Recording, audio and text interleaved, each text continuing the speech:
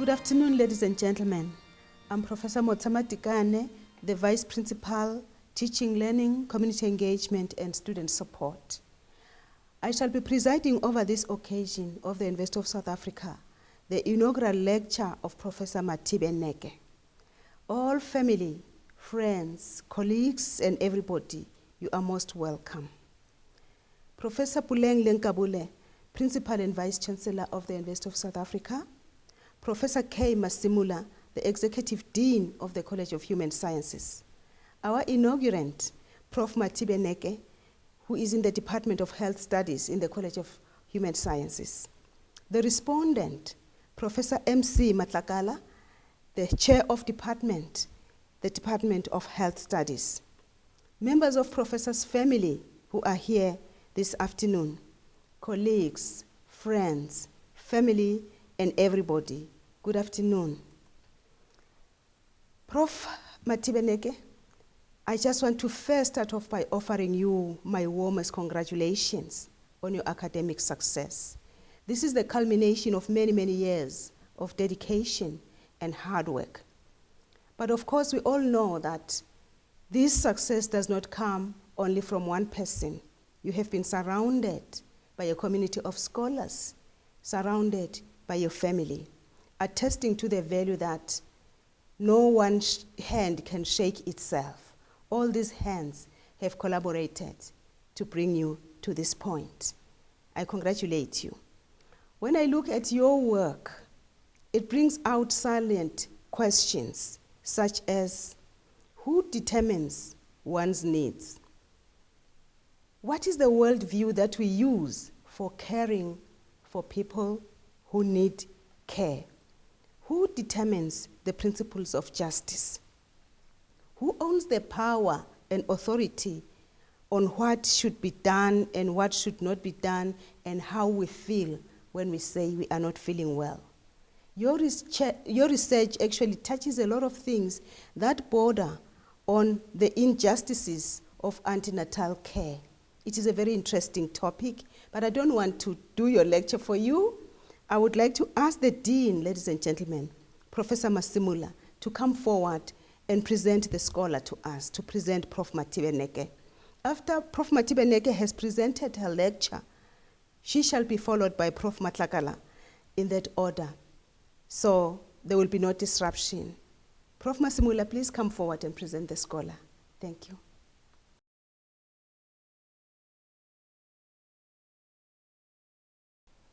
Madam Vice Chancellor Professor Puleng Lenkabule, Madam Deputy Vice Chancellor for Teaching, Learning, Community Engagement and Student Support at UNISA, Professor Zodwa Mota Madikani, members of College Management in the College of Human Sciences, School Director of Social Sciences, Professor Mary Moleki, friends, members of the university community, and others that have come to bear special witness to this very important event.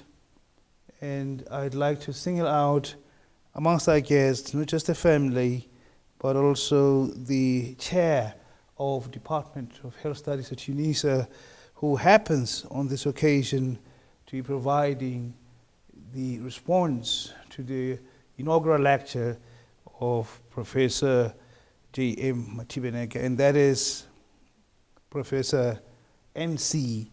Matlakala. At the University of South Africa, we do celebrate excellence, and the very pinnacle of it is embodied in this very special event of the inaugural lecture, which will be proffered tonight by Professor Mathibe Neke. Would like to make it patently clear to all and sundry that when the university is committed to the 12 catalytic niche areas, one of which is health studies, we have champions within the College of Human Sciences with extraordinary talents such as Professor Mathibe Neke, who has made great strides in shaping knowledge in the field of health studies. Hence, today it is her singular opportunity to basically profess the very best of scholarship that she has been involved with over the last few years. But what makes Professor Mathibe Neke great is her beginning, her background as a person that defines a pathway as a solid scholar.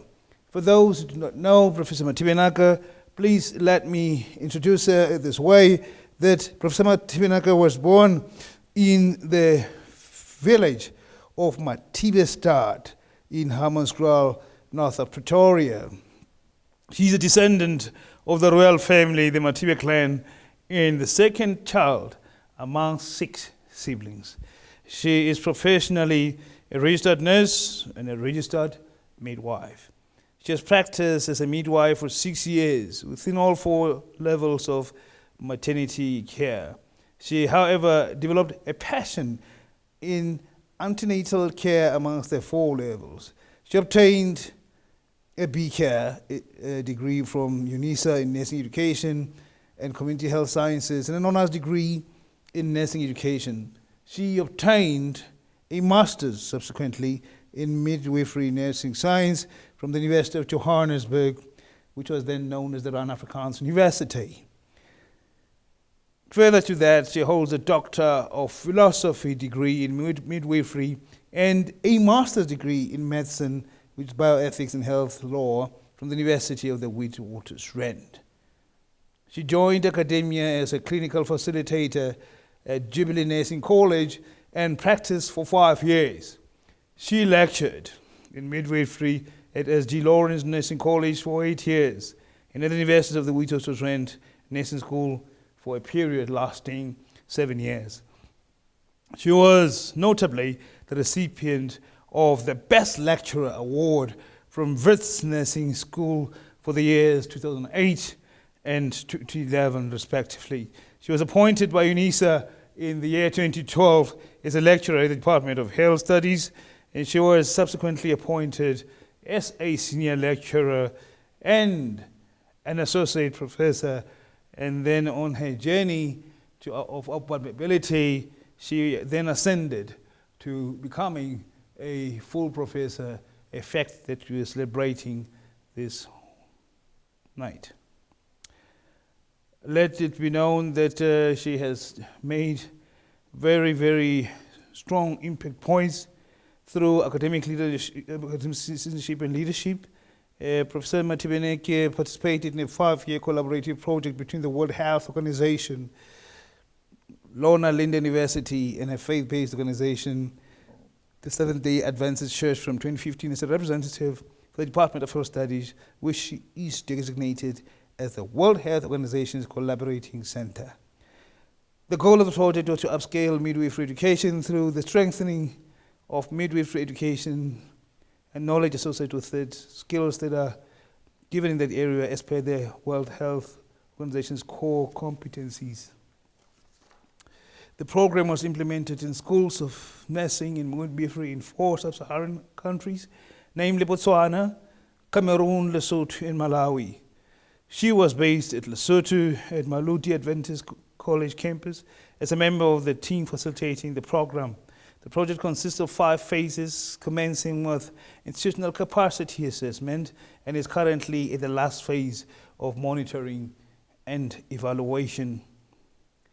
Professor Mathibe Neke participated in the UNISA and Aga Khan University program aimed at advancing doctoral qualifications by mentoring the Aga Khan University lecturers who were doctoral candidates. Her student was the first among the group to obtain a Doctor of Philosophy in 2020.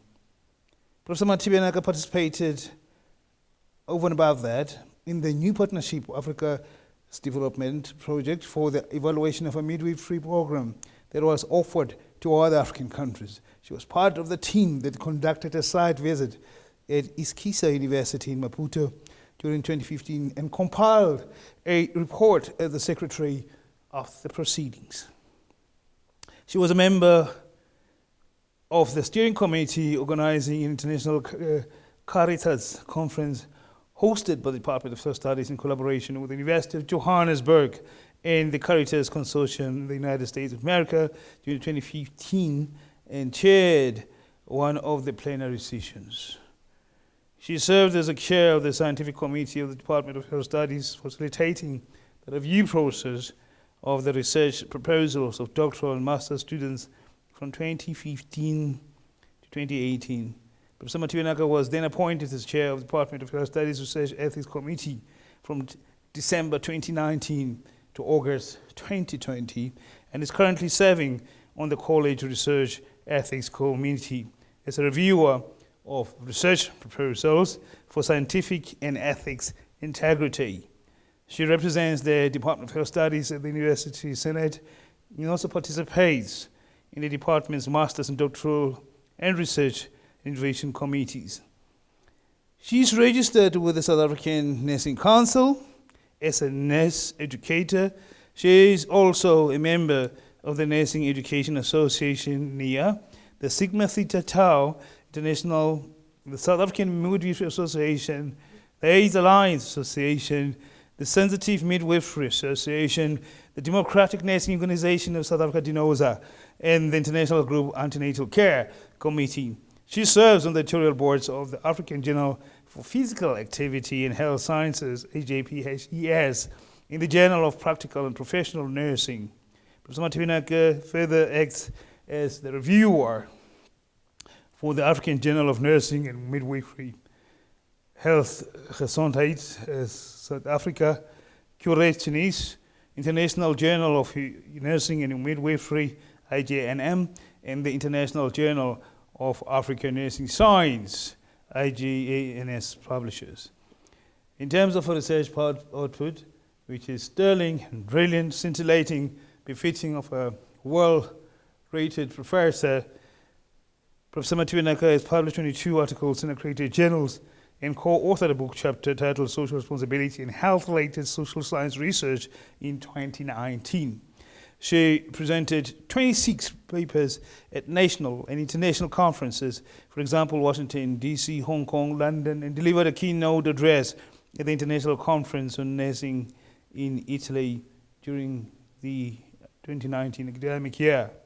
Professor Mathibe Neke participates in the MND examinations process by acting as an external examiner of other institutions, including the Steve Biko Center at Wits University for candidates undertaking the bioethics and health law degree. To date, she examined 22 MND theses and dissertations and acted as non-examining chair of 16 candidates. She participated in the formal mentorship program of the College of Human Sciences during the 2021 year and successfully mentored 2 junior colleagues. She supervised the completion 14 masters and 9 doctoral students between 2014 to date. Level of engaged scholarship, she has participated in the School Health Project from 2012 to 2016, focusing on school children living with albinism. She conducted a seminar with parents of children with albinism during 2015 and subsequently co-presented a research paper in the 59th Annual Comparative International Education Society Conference. A manuscript, ladies and gentlemen, was published as a conference proceedings in the Journal of Modern Education Review. It is noteworthy that Professor Mathibe Neke is a project manager of Women in Research from 2014 ongoing. The project addresses the needs of midwives and pregnant women as a vulnerable group. She obtained a Women in Research grant that carries the years 2017 to 2019. She presented one paper in London during 2017 and the second one at the International Conference in Nursing in Rome in Italy in 2019. 2 papers were subsequently published during 2020 as outputs from the Engage Scholarship. She is currently a project manager of a group antenatal care program that is being piloted in antenatal care units of 3 facilities in Gauteng province, aimed at empowering women stakeholders in the management of their pregnancy. She is a collaborator in a professional development project 2017 ongoing and facilitates workshops and seminars for nurses and midwives on professional and ethical practice. This does not mean that Professor Mathibe Neke has ignored her tuition as she pursues this important milestone in her research and engaged scholarship. If anything, Professor Mathibe Neke is currently facilitating a module, The Caring Ethic in Health Sciences, and acts as a secondary lecturer of module HSE 2601. She also supervises MND students under a niche area, women's health, ethics in healthcare, health law, and health science education. She's currently supervising 9 doctoral students and 2 master's students. She co-supervises 4 MND students with his junior colleagues. Professor Mathibe Neke is a shining star as she is the first professor in Mathibe village. But for night, she'll be a star on the university as she gives us a profession of her career through a topic that most of us will find very, very interesting, and it reads the injustices of antenatal care, changing midwifery practice for humanity. Professor Zodwa Mozamatikani, Vice Principal Teaching, Learning, Community Engagement, and Student Support. I present to you Professor Mathibe Neke. Thank you.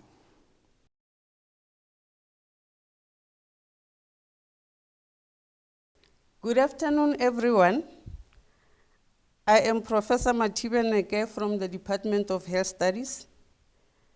Allow me to acknowledge and thank Professor Mozamatikani, Vice Principal, Teaching and Learning, Scholarship Engagement and Student Support, Professor Masemula, Executive Dean, College of Human Sciences, Professor MC Matlakala, COD, Department of Health Studies, College of Human Sciences. I welcome my family, my son and my daughter, my son-in-law, my spouse, my mother, my siblings, Baha Mathibe Kroll, Ba Mushate, Baha Mutsehwa, Baha Nawa, Baha Mekwa, Baha Ramasodi, my in-laws Baha Neke, and my departed father and sibling in spirit. My mentors, colleagues, and friends who contributed to my academic growth thus far, including Sister Sipati Masitenyana, who is my project collaborator. I salute you. Midwifery care is an integral component of primary health care and a free public health service for pregnant women in South Africa. The World Health Organization Maternal and Child Health Program policy is focused on meeting the basic needs and ensuring the well-being of childbearing women. Antenatal care is the health care provided to women who are pregnant for confirmation and monitoring of the progress of their pregnancy and to promote their birth preparedness and complication readiness. The World Health Organization policy on antenatal care for a positive pregnancy experience envisions a world where every pregnant woman receives quality care throughout pregnancy, childbirth, and the postnatal period within the continuum of reproductive health care. Antenatal care provides a platform for important healthcare functions, including health promotion, screening, and diagnosis and disease prevention. It further provides an opportunity for a midwife to communicate with and support women, families, and communities at a critical time in the course of a woman's life. The World Health Organization antenatal care guidelines highlight the importance of midwives providing effective communication about physiological, biomedical, behavioral, and socio-cultural challenges and to offer support to pregnant women in a respectful way. Women's positive experiences during antenatal care and childbirth have proven to create a foundation for a healthy motherhood. The scope of the World Health Organization guideline was informed by a systematic review of women's views, which revealed that women want a positive pregnancy experience from antenatal care. A positive pregnancy experience is defined as maintaining physical, and socio-cultural normality, maintaining a healthy pregnancy by preventing or treating risks, illness, and death, having an effective transition to positive labor and birth, and achieving positive motherhood that includes maternal self-esteem and autonomy. The South African maternal, perinatal, and neonatal health policy refers to physical and psychosocial preparation for childbirth and parenthood in the definition of antenatal care. The provision of an efficient antenatal care further responds to the United Nations 2030 Sustainable Development Goal number 3 on the promotion of good health and well-being, aimed at the reduction of maternal mortality to below 70 per 100,000 births. The lecture addresses the socio-political perspectives of midwifery practice, women's experiences reflecting the injustices they endure during antenatal care, midwives' challenges and the possible interventions and research focus that aim to enhance humanity in the provision of antenatal care. Who is a midwife? A midwife is defined by the South African Nursing Council in Regulation 2598 as amended as a person who has been regularly admitted to midwifery education and practice by means of the prescribed course of studies in a midwifery educational program that is recognized in South Africa. In addition, has successfully acquired the requisite qualifications to be registered and or legally licensed to practice midwifery, has an important task in health counseling and education, not only for women, but also within the family and community. The International Council of Midwives promotes the midwifery model of care based on respect for human dignity, compassion, and the promotion of human rights for all persons, and that midwives offer care based on this philosophy. South Africa became the first country in the world to register midwives in 1891. A midwife, once qualified and registered, can opt to practice within a healthcare setting or establish a private practice. The midwife is expected to practice within regulations as stipulated by the South African Nursing Council.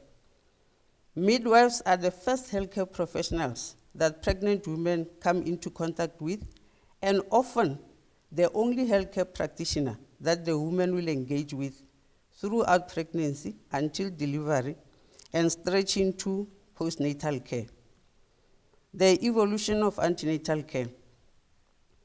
Antenatal care is about 110 years old, a national system that is based on routine visits to an obstetrician or a midwife. The first antenatal clinic was established in the Royal Adelaide Hospital in 1910. From the onset, it became an international movement. The nature, development, and progress of antenatal care originate from scientific, political, and cultural perspectives. Factors that contributed to the shaping of antenatal care included women's pressure groups, general practitioners, obstetricians, and midwives. However, this joint effort, the outcome of antenatal care was directed towards the awareness, prevention, and management of obstetric and medical complications, and not on a woman as a holistic being with a body, mind, soul, and with psychosocial needs, an omission that still exists in most public health facilities offering care to pregnant women. Traditionally, and in many contemporary contexts, including South Africa, antenatal care consists of a prescribed set of acts based around the clinical monitoring and screening of pregnant women. This establishment of routine care was based on the notion that pregnancy is a state of pathology rather than normal physiology.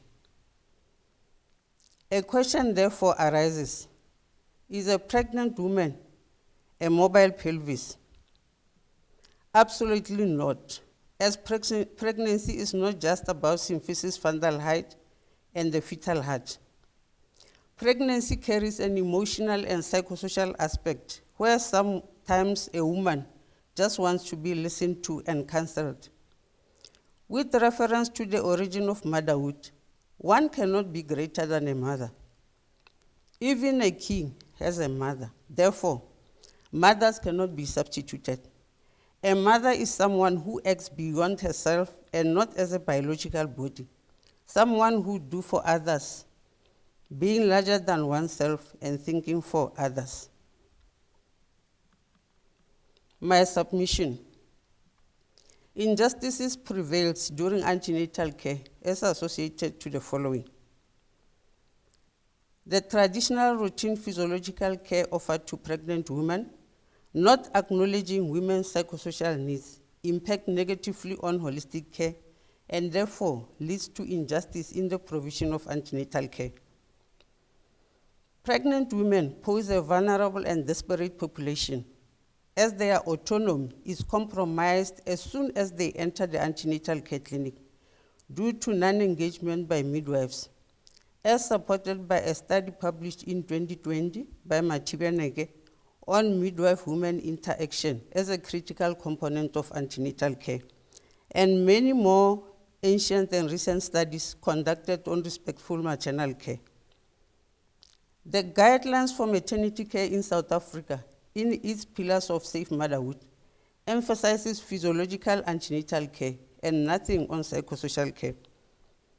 The South African Policy Statement number 3.1 on respectful maternity care shares reports from women on their experiences of childbirth in health facilities, which point to a deficit in respectful care and as such trampling on the women's rights to dignity, privacy, and confidentiality. Lack of human, material, and structural resources prevailing in antenatal care facilities compromises service delivery, leading to unjust care to pregnant women. Vulnerability as a significant factor during pregnancy. Vulnerability, according to Burger, is a profound characteristic of being human, marked by uncertainty and risks, suffering and despair that threaten human flourishing. As such, any situation leading to stress, like pregnancy, compounded by limited access to resources, expose pregnant women to vulnerability. They further highlights that vulnerability carries the risk to personal integrity, whether physical, psychological, moral, or spiritual. These ideologies support the notion that vulnerability carries a prospect of one being either neglected or exploited, with the potential of being wounded or open to attack. A reality for pregnant women that is morally unacceptable and a form of injustice.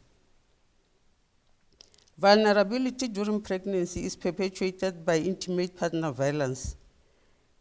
Intimate partner violence is aligned to Recommendation B 1.3 of the World Health Organization as a critical factor during the assessment of a pregnant woman, which calls for routine psychosocial risk assessment. Dr. Moodley from the Western Cape Health Department recently reported an increased number of assaults on pregnant women on June 2022 and declared that 52% of the assaults are gender-based. Vulnerability and suffering have a potential of depriving women their internal ability to maintain dignity and to preserve self-determination, given the anxieties brought about by their interaction with midwives.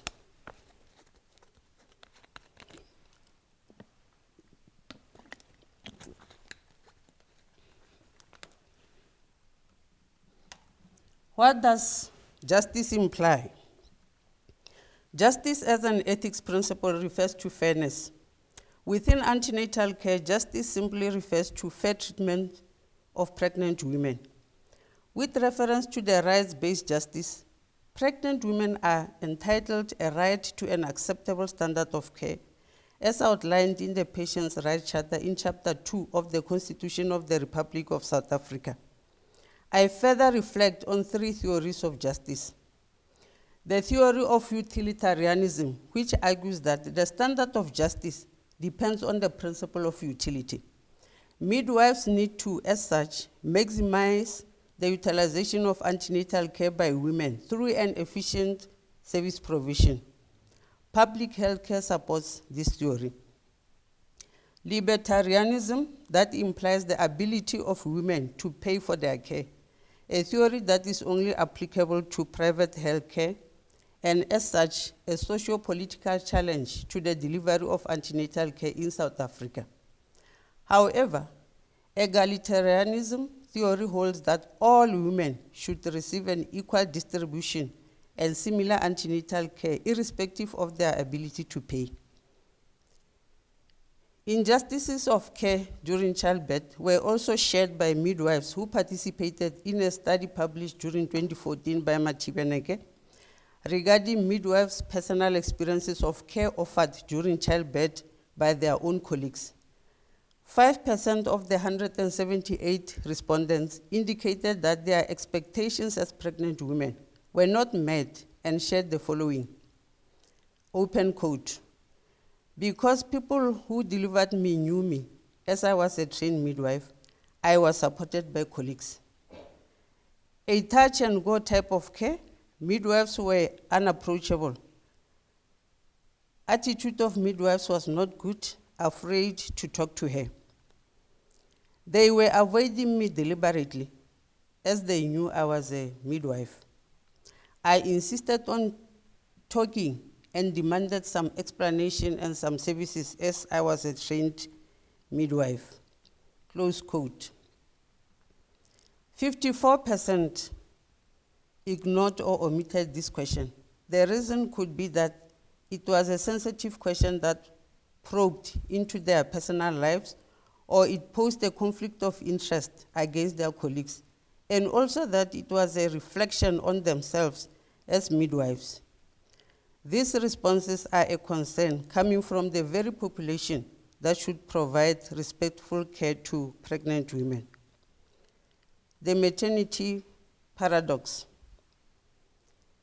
Antenatal care may be constrained by too much too soon actions, where midwives intervene unnecessarily, inappropriately so, or non-evidence-based, or too little too late, where pregnant women who need care the most are not well served until a complication arises. Factors contributing to the paradox. From the women's perspective, it could be care options either inaccessible or under-resourced, negative experiences with previous care received, or avoidance of healthcare systems based on distrust of midwives. From the midwife's perspective, it could be lack of resources, human and material, bias or stereotyping with lack of cultural awareness and sensitivity, as well as incompetency in ethical or holistic approach to pregnancy management. The socio-political perspectives of midwifery practice. The private healthcare sector caters for less than 28% of the whole population in South Africa. Only about 16% of South Africans are covered by medical aid schemes. The rest pay medical bills out of own pockets and rely on public institutions for hospitalization, a principle that applies to pregnant women.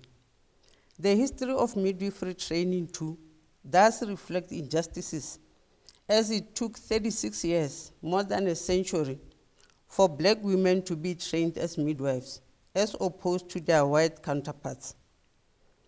The social factors associated with poor experiences of maternity care include minority ethnicity, poverty, and teenage pregnancy, which are dominant in socio-politically underserved populations.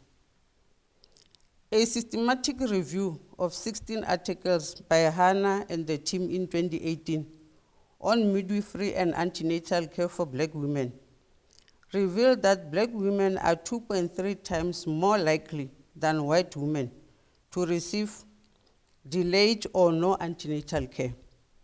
The review highlighted 3 principal areas, which are care disparities, perceptions of antenatal care, and midwifery-led care. Disparities that have an impact on Black women's antenatal care shows that there are many factors beyond their control, such as discrimination and access to care.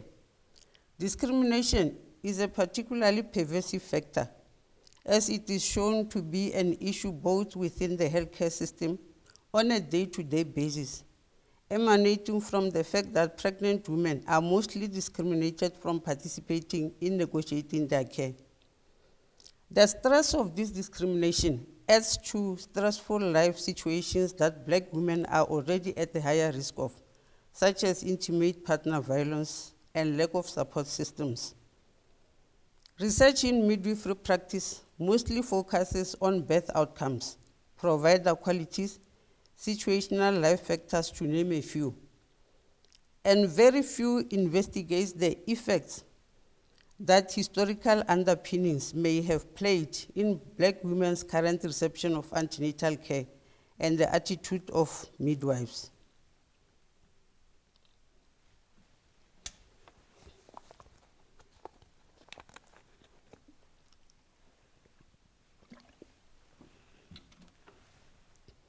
Does work overload exist in midwifery practice? Is it about quality or quantity? A shortage of midwives appears to be an international challenge. For example, viewpoints expressed by focus groups in a study on the framework for maternity services in Scotland were that, open quote, "You need more staff, you need more time. Midwives are key workers. If they run the busy antenatal clinic and see 50 ladies at once, they don't have time to sit down and talk to each individual woman. If somebody's got a crisis, they do their best," close quote.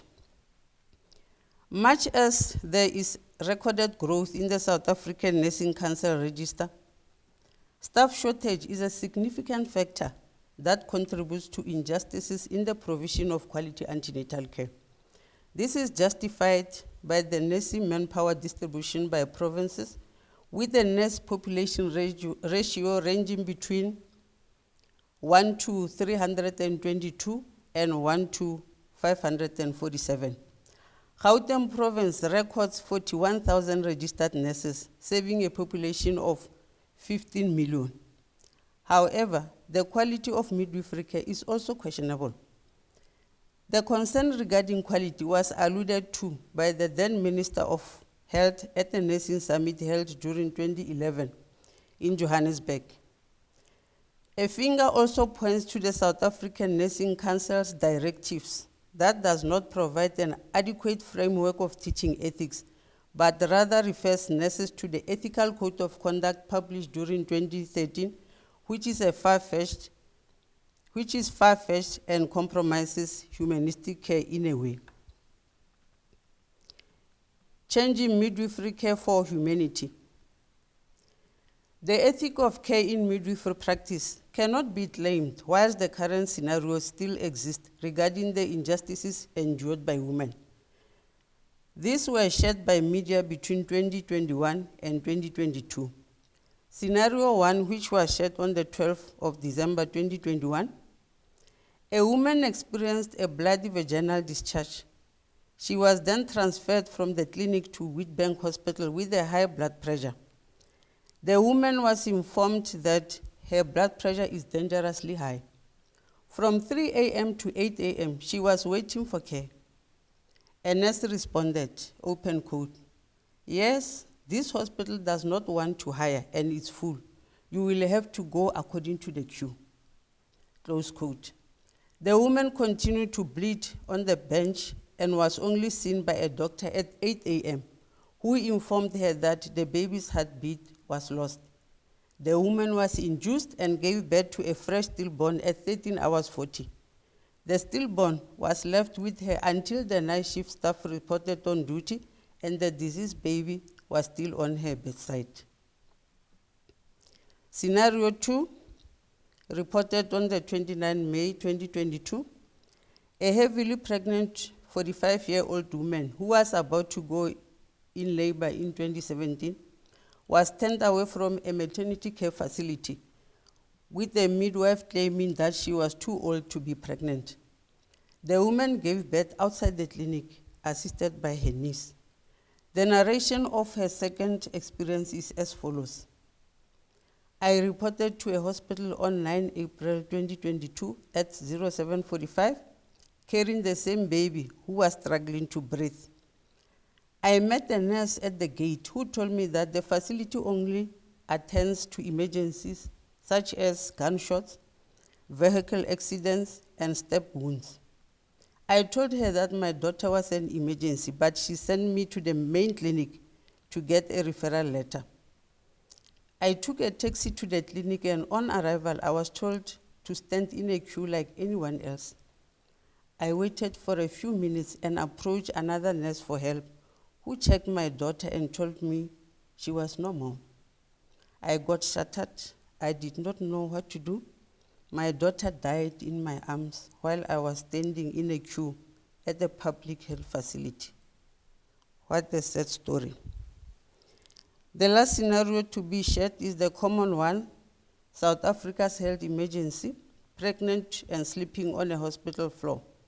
A video of pregnant women sleeping on the floor at Rahima Musa Mother and Child Hospital in Johannesburg, where 16,000 babies are born annually and most newborn babies die. An injustice to pregnant women, whereby their right to a conducive and safe healthcare environment, as per the Constitution of South Africa, is compromised. Another Black African life scenario.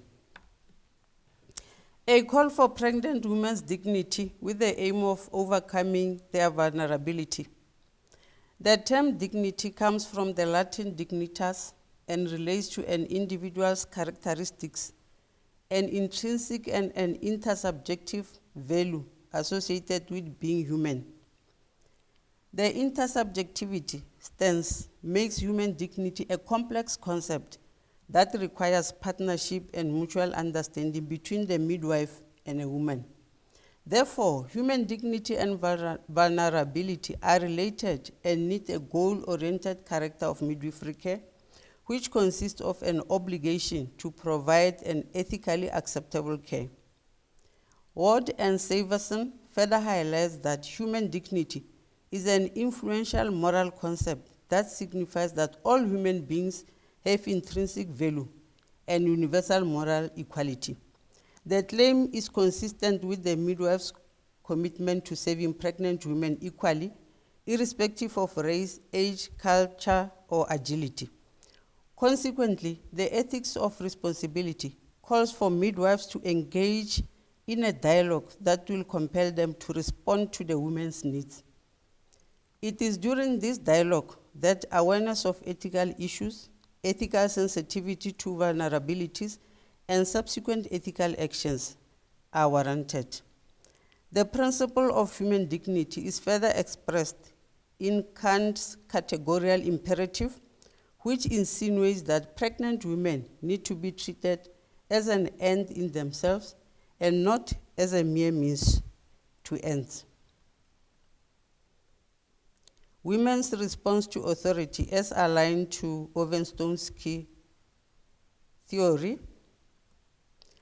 The following illustrate the midwife's woman interaction process options based on how the midwife engages the woman in the management of a pregnancy.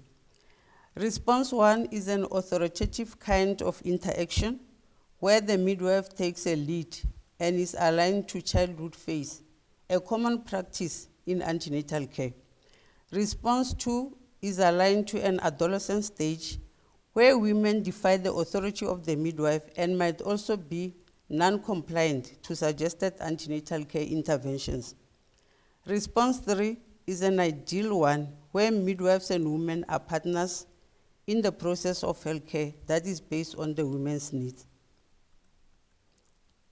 A framework for an ideal antenatal care, the guiding principles. The framework focuses on ideal collaborated intervention efforts that are culturally congruent through analyzing power systems, addressing intersectoral oppressions and normalizing shared decision-making, striving for evidence-based antenatal care by reflecting on specific care practices and interventions that hold potential to optimize health outcomes for pregnant women, and reviewing antenatal care inequities and devising means to address bias and constantly monitoring the system to eradicate barriers. Quality antenatal care framework. This is based on the key concepts: organization of care, where the care should be available, accessible, acceptable, of good quality, with adequate resources and competent workforce. There should be continuity of care and services that are integrated across community and facilities.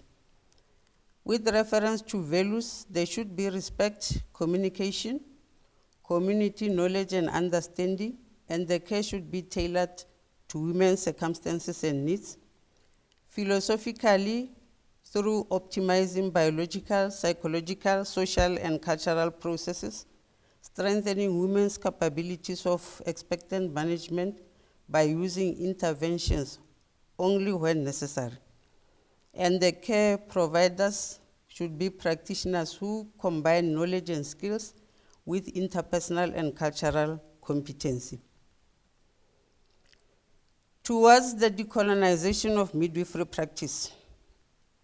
Apartheid has created a society where only one group of race mattered in an illusion and pretense than others, ignoring the fact that South Africa is in fact a multicultural space. Reflecting on the multicultural position of Black pregnant women, all these groups have many intertwined social factors which influences their connection and viewpoint on necessities of life, such as healthcare access. How each group responds to healthcare access and practice is determined by the factors dominant to the group. Communities in their distinct cultures are still very much in the use of indigenous healthcare systems and practices in managing pregnancy, despite the popularity of the Western-centric healthcare system and practices. Amongst pregnant women, those of Western orientation would associate with the Western-orientated healthcare services, while those from the Africanist orientation will associate with African forms of healthcare practice. This is reflected in situations where pregnant women will use traditional herbs, for example, isihlambezo, umqhamo wemfene, and kaba, that is widely used by women to induce labor, however, hiding this from the westernized or colonized midwives. The democratization of antenatal care systems would not only make antenatal care service accessible by all, but will charter a way which will ensure the entrenchment of social justice in the highly polarized and divided society as a result of apartheid's disregard of other people's healthcare needs and preferences, as misguided by the cultural orientations of the white minority. Recognizing all women across color and class creed will therefore put value on their respective cultural beliefs and traditions. The first step of decolonization as applied to midwifery contexts are rediscovery and recovery, mourning, dreaming, commitment, and action.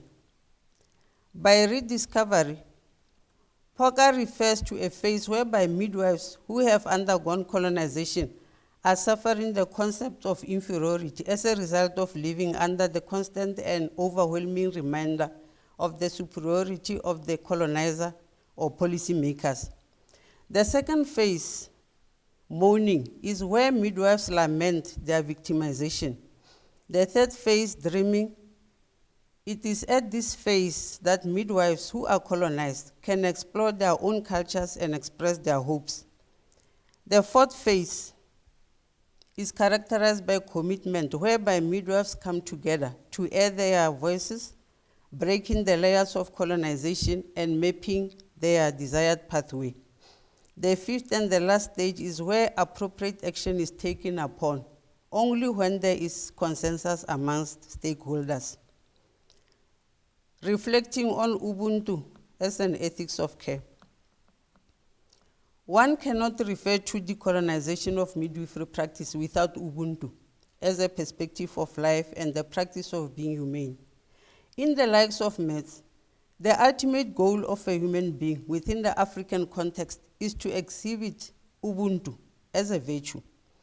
At the state of accomplishment, a midwife is therefore expected to be a person who can exhibit Ubuntu, a basic principle in which one prizes relationships by displaying a full capacity of honoring harmonious or communal relationships between herself and the woman, also for the sake of solidarity. Solidarity in midwifery practice represents care for the quality of life. Solidarity calls for a midwife's consideration of the woman and family as stakeholders in her care. Maths further attests that the moral obligation is exemplified by a precept. A person is a person through other persons. I am because we are, and since we are, therefore I am. Loosely translated, midwives exist to serve pregnant women as a professional obligation. Supporting research aimed to provide just antenatal care to women. My shared research is in support of the United Nations Secretary General's comment, Ban Ki-moon statement, open quote, to achieve the every woman, every child vision and the global strategy for women's, children, and adolescents' health. We need innovative, evidence-based approaches to antenatal care. The research further supports the increased international moves in standardizing psychosocial care as part of routine antenatal care and providing group antenatal care as an alternative approach to traditional routine care that is currently being offered to women. Group antenatal care is a rapidly expanding alternative care delivery model. Research has shown it to be a safe and effective care model for women. A systematic review of 19 published articles from 9 countries was conducted to establish healthcare professionals' experiences of facilitating group antenatal care. The response was positive as healthcare professionals declared that group antenatal care offered them an opportunity to deliver high-quality antenatal care that benefits women and allows providers to strengthen their professionalism. The current project that I'm engaged in is group or participatory antenatal care, a South African perspective. Participatory or group antenatal care is currently being piloted in 3 facilities in Gauteng province. The participatory antenatal care is characterized by innovative, interactive approach characterized by women-centered care that offers pregnant women an opportunity to participate in their care by even monitoring their own baseline data. Women taking a lead in sharing her experiences and expectations with the midwife. Women considered an expert regarding her needs. Women given opportunity to articulate what she feels is important for her care. Her suggestions on how to overcome her health challenges are sought. The interpretation of data obtained during the discussion is determined between the woman and the midwife. It also focuses on a reciprocal exchange of thoughts, feelings, and self and ideas, and applies a contextual adaptation by also reflecting on identified barriers. There is work in progress for international collaboration to apply group antenatal care on a provincial context in South Africa. The previous project supporting the lecture also is a project that was conducted between 2017 and 2019 where a psychosocial assessment tool was piloted in 12 facilities in Gauteng province. Midwives who participated in the pilot study supported the initiative amid the challenges experienced. Their main challenges were increased workload due to overpopulation of antenatal care facilities, as the service is free for everyone, and foreign national women who compete for resources in South Africa, as well as limited psychosocial care referral resources. Plans to negotiate with Gauteng Maternal and Child Directorate to incorporate the tool as part of routine antenatal care were halted by COVID-19 pandemic as it became a health care priority. Further research to be conducted is the development of a teaching program for midwives on holistic antenatal care, focusing on psychosocial risk assessment and group antenatal care. And a second one will be midwives' perspectives on workload, task shifting, and the structural changes needed to support the sustainability of group antenatal care. There are publications also in place that support this initiative, about 8 publications as highlighted on the slide. As I conclude, I raise a question to policymakers and midwives. Antenatal care implies whose needs, whose worldview, whose protocols, whose sensibility, and whose sense of justice. The World Health Organization policy guideline recognizes that a woman's experience of care is key to transforming antenatal care and creating thriving families and communities. This guideline poses the following questions.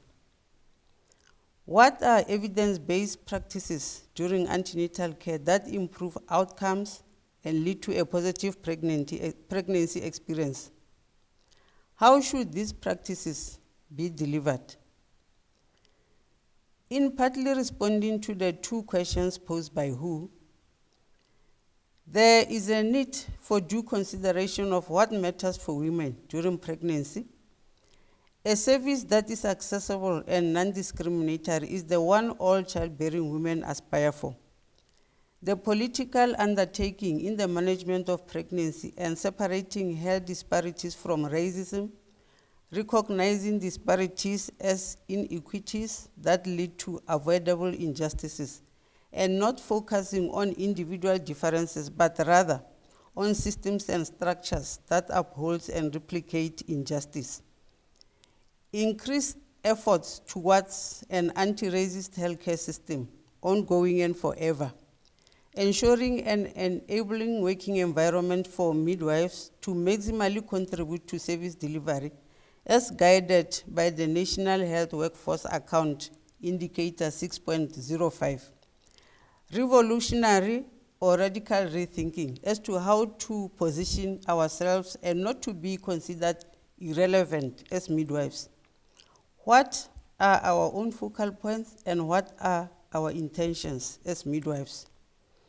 I further highlight that reproductive justice, as per the Constitution of the Republic of South Africa, reserves the woman's right to maintain personal bodily autonomy and above all, to parent children in a safe, conducive, and sustainable environment. I take the late Bishop Tutu's position by stating that, open quote, if you remain silent in a situation of injustice, means you have taken the side of the oppressor, close quote. And lastly, are we as midwives silently hinting to pregnant women to enter at their own risk? And are we content with providing antenatal care upside down? I thank you all.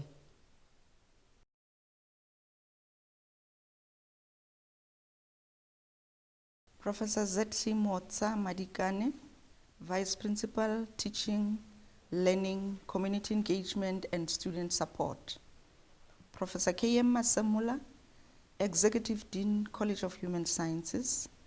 Professor Mathibe Neke, the inaugurant, vice principals and school directors present, members of the college management committees, colleagues, esteemed guests, families and friends, good evening. Let me begin by congratulating Professor Mathibe Neke on her lecture. As mentioned, the importance of global antenatal care coverage cannot be underestimated. Antenatal care, normally referred to in nursing and medical terms as ANC, is the health care provided to women who are pregnant. And that is for confirmation and monitoring of the progress of their pregnancy and to promote their birth preparedness. The UNICEF indicates that antenatal care is essential for protecting the health of women and their unborn children. Additionally, the new guidelines for antenatal care contain recommendations on health system interventions, which are designed to improve the utilization and quality of antenatal care. These recommendations allow for flexibility of the countries to employ different options for the delivery of antenatal care based on their specific needs. It is indicated that there are approximately 14 million unintended pregnancies recorded annually in sub-Saharan Africa. In South Africa alone, the National Department of Health, its statistics indicate that from 2017 to 2021, an estimated 14,000 girls aged between 10 and 14 were pregnant. This is a vulnerable group, both by age and pregnancy. It is recorded that teen pregnancies in South Africa increased above 60% during COVID-19 pandemic. In relation to these statistics, there is an ongoing debate that early pregnancy and motherhood in South Africa leaves many girls stigmatized for being teenage mothers. In the same distinctive manner, early pregnancy creates a greater risk in terms of maternal complications, and it forces some girls to prematurely take on roles which they are not emotionally or physically prepared for. It is therefore important to have a just antenatal care coverage by skilled health personnel that are accredited health professionals such as midwives, doctors, or nurses. The World Health Organization indicates that receiving 4 ANC visits increases the likelihood of receiving effective maternal health interventions. However, literature indicates that there has been a decrease in the number of pregnant women attending an antenatal care at least once in the sub-Saharan Africa, and that is from 2018 to 2020. On another note, health researchers and scholars present the challenges faced by countries in improving the utilization of antenatal care, such as barriers that lead to late or even non-initiation of antenatal care. Amongst others, these are stigma and widespread poverty. In her lecture entitled "The Injustices of Antenatal Care, Changing Midwifery Practice for Humanity," Professor Mathibe Neke referred to a unique example of health service coverage using antenatal care. Professor Mathibe Neke explained in detail antenatal care and indicated its importance in improving the quality of care throughout pregnancy and childbirth. She explained clearly who a midwife is and the role of midwife in ANC. She highlighted some of the injustices that prevail during antenatal care by addressing vulnerability of a pregnant woman and justice in the provision of their care. She acknowledged the woman's psychological needs. This she echoed very well in line with the ongoing debate on early pregnancy. Furthermore, she highlighted the theoretical background to challenges before articulating the maternity paradox and frameworks geared at providing justice in antenatal care. Professor Mathibe Neke attempted to provide a clear understanding of pregnancy. In her submission, she agreed with the notion that pregnancy is actually not a disease, but pregnancy is a risk in a woman's life, as evidenced by the common problems faced during pregnancy. Professor Mathibe Neke argued that pregnancy carries an emotional and psychological aspect where sometimes a woman just wants to be listened to and counseled. Furthermore, that each woman needs a positive pregnancy experience.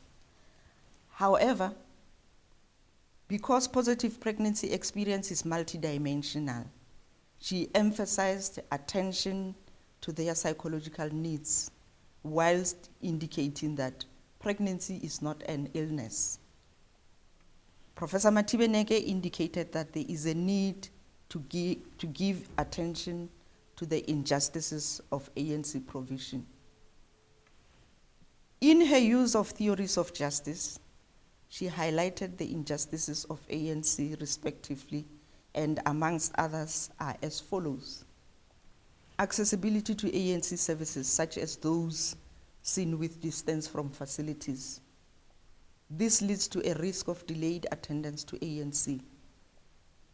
Poverty, where women are unable to pay for ANC services, if not provided for free, and those that are free are not very comfortable for the pregnant women. The challenge with equal distribution of services that ties together with accessibility. She indicated that attending to these injustices would allow for a provision of justice in ANC. Professor Mathibe Neke said that there are more injustices that prevail during antenatal care, which could lead to a pregnant woman attending ANC at their own risk. This she puts as a message to policymakers and midwives. Professor Mathibe Neke shared the efforts made by South Africa to improve antenatal care by referring to the guidelines for maternity care in South Africa in its pillars of safe motherhood, which emphasizes physiological antenatal care, as well as the South African policy statement number 3.1 on respectful maternity care. To respond to the injustices of ANC, Professor Mathibe Neke argued that there is a need for interventions that aim to enhance humanity in the provision of antenatal care. She further highlighted that there is a need to ensure accountability in order to improve the quality and equity of antenatal care to the benefit of a pregnant woman. She proposed some of the strategies that could be implemented to address the need for due consideration of what matters for women during pregnancy. She further advocated for midwives to position themselves with regards to their relevance and intentions in antenatal care in order to alleviate the injustices of antenatal care. As a specialist midwife, an active member of the Gauteng Society of Midwives and Midwifery AIDS Alliance, we look forward to the contributions that Professor Mathibe Neke will add to change the midwifery practice to humanity. Once again, Congratulations to Professor Mathibe Neke, and I thank you. Wow, congratulations indeed, Prof. Congratulations. A job well done. At this moment in time, on behalf of the University of South Africa, I wish to say to you, welcome aboard the community of scholars. You have done a wonderful job. Ladies and gentlemen, on behalf of the Principal and Vice Chancellor of the University of South Africa, I bring this event to a close, and I wish Prof. Mathibe Neke all the best in her future. Go out, celebrate, and remember, research. Remember, lift others as you go up. Thank you. Good night. Nihambe kahle.